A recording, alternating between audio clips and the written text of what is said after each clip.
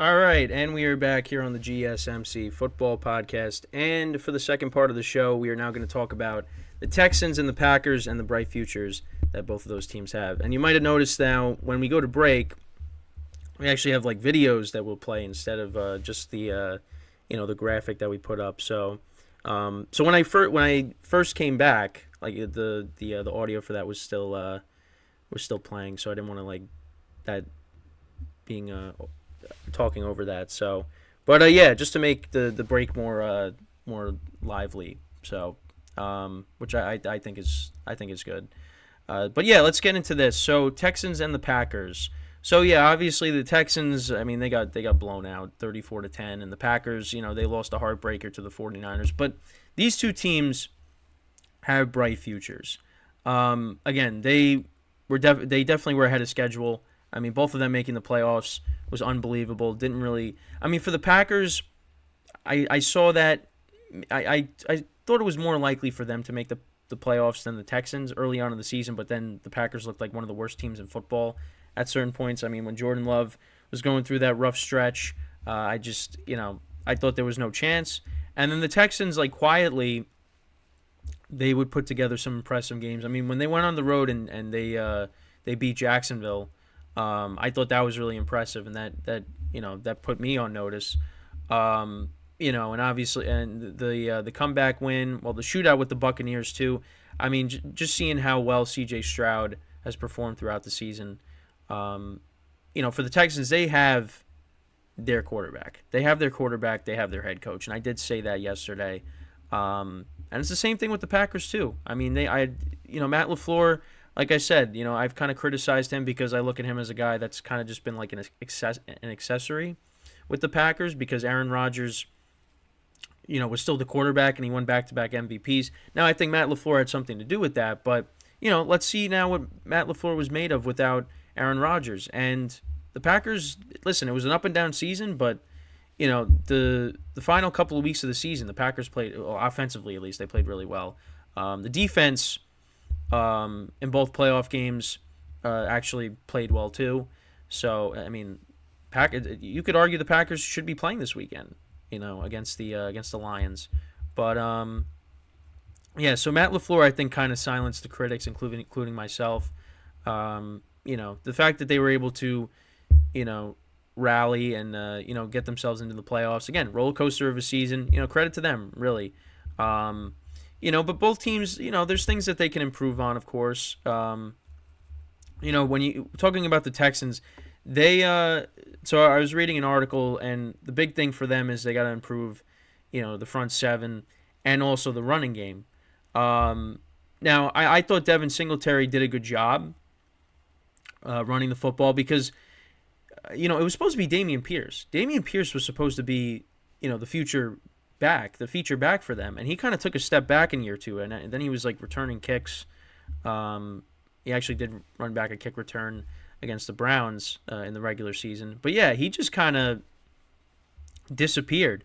He was averaging 2.9 yards per carry, and he surpassed 40 rushing yards on just 3 occasions. I mean, that's a big step back. So Singletary. He ended up finishing, so they brought him in from Buffalo. He was a free agent, so they brought him in to be the backup for Dameon Pierce.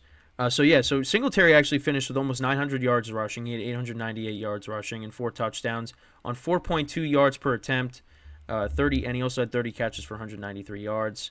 But I kind of knew, even though he was running the football well, I kind of knew, like, going against the Ravens, and I think most people would agree with that, is their running game was going to struggle against this good defense, and the Texans were going to have to throw it. And again, the weather wasn't the best, and we again saw how the Texans played in some inclement weather, so it wasn't going to favor them. You kind of saw that coming. Their running game struggling, so they're going to have to improve the running game. And there are some free agents that, at least you see Saquon Barkley, depending on what the Giants do. I mean, Derrick Henry as well. There's some running backs that could be available. I think Saquon Barkley would be huge for the Texans, but I don't know what the Giants are going to do. Are they going to franchise tag him again, or are they going to let him walk? For me, I'm not advocating for the Giants to do one or the other. I think that, Saquon Barkley was not somebody that the Giants, this Giants regime drafted. So I think they franchise tagged him, before the 2023 season, but we'll see. We'll see. I mean, I'll be happy if he comes back, but again, running backs, it's the importance of the running back is kind of changed over the years, and they age faster, so we'll see. I mean, Saquon Barkley is 26. I mean, you look at Derrick Henry, I think he's 30. So I don't know. Saquon still has some good years left in him. So I don't know. But yeah, the Texans' running game is something they got to improve on. Also, they have a lot of free agents on the defensive side of the ball. So you have Jonathan Greenard, who led the team in sacks. Derek Barnett, Jerry Hughes, Sheldon Rankins. Veteran guys that have been around for a while. I believe they're also free agents. Yeah, they're all free agents. So yeah, that's something. They're not going to be able to bring all those guys back. But that's something they got to improve on, in free agency and in the draft. But obviously on the offensive side of the ball, I mean, with C.J. Stroud and Tank Dell hopefully comes back and is healthy for next year. Nico Collins breaking out. So they got a nice core, on the offensive side of the ball to go along with C.J. Stroud. And also the tight ends. I mean, you saw Brevin Jordan making plays. I mean, had that big touchdown against the Browns in the playoffs. Dalton Schultz, who they brought over from Dallas, which was a smart move. He's a good tight end. So you kind of got to like with and also Robert Woods with the veteran experience. So I like the direction the Texans are heading in. Like I said, they got their quarterback, they got their head coach, and they're just going to continue to build up this team. So we'll see what happens. And then as for the Packers, listen, they got a very young team. They have a very young team. They got the youngest team in the NFL on the offensive side of the ball. I mean, Jordan Love, again, roller coaster of a season, but he really finished the season strong. Obviously, the playoff game against the Niners, the game-ending pick, it kind of reverted back to how he was during that rough stretch where, he was throwing a game-ending interception, against the Broncos, the Raiders, the Steelers. But you know what? Again, you also could say he's just trying to make a play. But again, I mean, it was on first down. You could have maybe, I know Bosa was chasing after him, but maybe you could have got a couple of yards or, at least get back to the line of scrimmage, run another play. But it is what it is. I mean, if the Packers got into field goal range, are you going to have confidence that Carlson was going to make the kick after he just missed one? I mean, Matt LaFleur said he would pray every time he would go to – I mean, I've never heard a head coach say that he was praying every time the kicker would line up to line up for a field goal. But, yeah, that was the case. But, yeah, I mean, they got the youngest team in the NFL. Jordan Love is the guy moving forward. I thought the offensive line did an incredible job in the two playoff games against Dallas and the 49ers, who have good defensive fronts. So you got that. And then, of course, you have the weapons. I mean, you got Christian Watson, who's a second-year player. Romeo Doubs, a second-year player. Dontavian Wicks, Jaden Reed, who are rookies. I mean, Bo Melton coming out of nowhere, making plays last couple of weeks, catching the touchdown against the 49ers.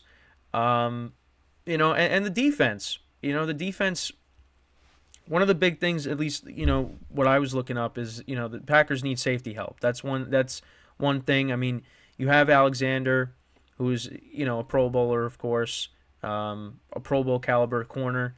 But, the secondary needs some help. Of course, you got Rashawn Gary rushing the passer as well. The defense obviously could use some work, and we'll see. Do they bring back Joe Barry? I mean, I think, I'll be honest, and Packers fans probably don't want to hear it, but I think he did enough to kind of keep his job. But we'll see. We'll see if they let him go. I mean, there, and Aaron Jones was the veteran, the veteran on the offensive side. We'll see if he comes back next year, because he ran the football really well. He finished the season strong. He was the guy that was banged up all year, But, the final few games of the regular season, rushed for over 100 yards, and then, of course, had a great performance against the Cowboys, 3 rushing touchdowns in the game. And, he played well against the 49ers as well. I was surprised at the Packers being able to run the football against the Niners, which is something I think we'll talk about later in the week. But I think that's something that maybe could work in the Lions' favor. If the Packers are able to find success there, maybe the Lions could do the same thing. But yeah, I mean, for both of these teams, you expect them next year to make a big leap.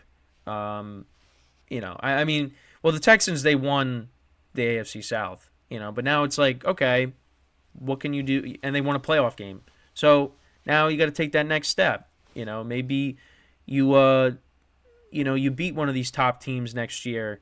If you're not the top team, if you got to go on the road and play a team in the playoffs next year, you beat that team and you take the next step and you get into the championship game. For the Packers, I mean, listen, their divisions. I mean, the Texans division. I mean, it's going to be competitive. It's going to be competitive because the Colts are going to be better. The Jags are going to want to, redeem themselves from the collapse that they had. The Titans, that's the team that's kind of they're the last place team right now.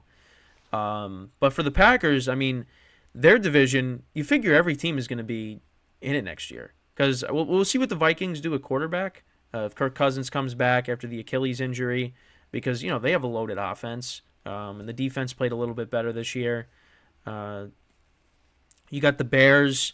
Are they going to have Caleb Williams as quarterback, or is it going to be Justin Fields?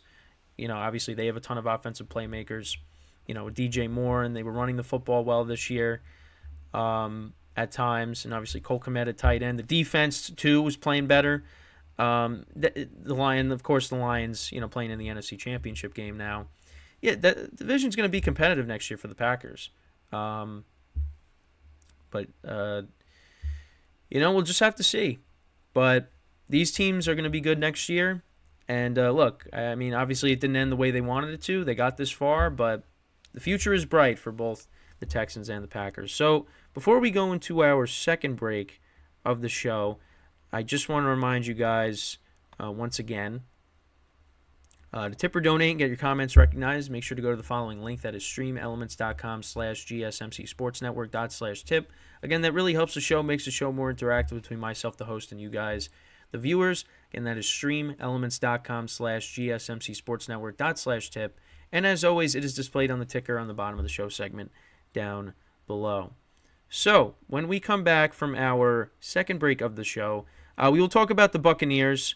Obviously their playoff loss, what the future holds for them. We'll also get into the controversy around Todd Bowles not using his final timeout, which I'll be honest, I really didn't take notice of that.